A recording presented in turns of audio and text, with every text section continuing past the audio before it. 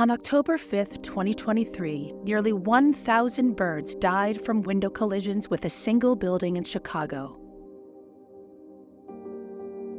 The following day, the artist Holly Greenberg launched the Bird Collisions in the Anthropocene Art Project in an effort to raise awareness about these preventable deaths.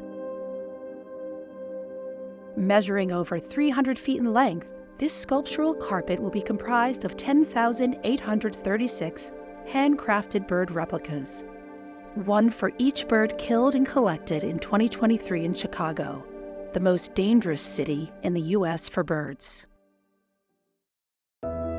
Integral to the making of this large-scale sculptural artwork is the public's involvement in its creation.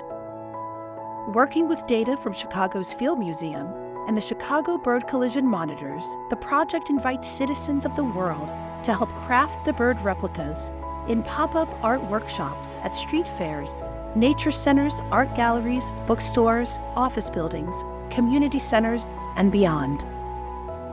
Using upcycled donated cloth, scissors, and glue, each person is assigned a specific bird that died from a window strike, given photos and information about this species, and then spends 30 to 60 minutes crafting a replica.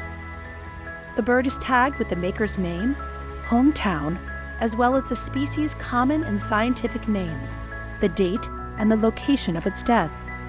A searchable database will accompany the exhibition of the sculptural carpet, allowing participants to locate their bird in the final artwork. This crowdsourcing component gives every participant authorship of the artwork. A key aspect of the workshops is educating participants on making their windows safer for birds, along with distributing free materials to do so. We're all in this together.